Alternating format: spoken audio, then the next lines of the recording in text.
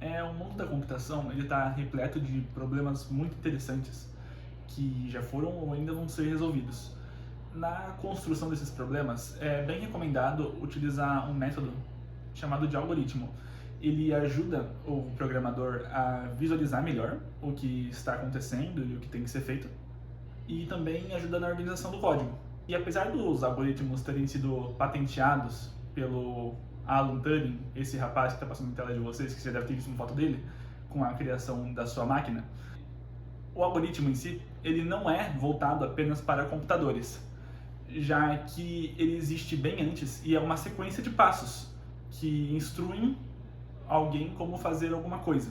Como é o caso de trocar uma lâmpada ou até mesmo fazer um sanduíche. Para o algoritmo ser bem rigoroso e funcional, esses passos devem ser bem definidos e ter uma ordem precisa com um fim declarado. Então, você deve estar se perguntando por que os algoritmos, apesar de não terem sido criados especificamente para computação, estarem tão vinculados com esse meio. Isso acontece porque computadores eles não possuem um senso crítico do que é certo ou errado ou indevido de ser feito. Então, é nesse cenário que os algoritmos são muito bem-vindos para explicar rigorosamente o que deve ou não ser feito.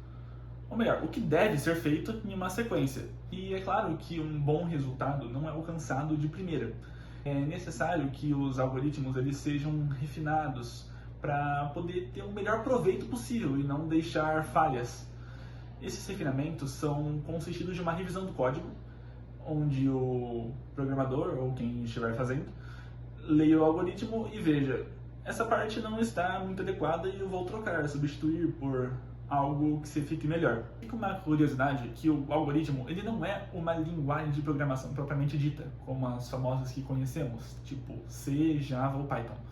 Ele é uma espécie de pseudocódigo que no Brasil foi criado um software capaz de rodar em linguagem algorítmica, que é chamado de Portugal. Nele você coloca uma estrutura básica de algoritmo que depois você pode converter para uma linguagem de programação desejada. E isso é muito eficiente para aqueles que gostam de evitar de codar no papel, porque tem muitos programadores que odeiam essa prática, e tantos que gostam, é prática pessoal. Enfim, muito obrigado pela atenção de vocês.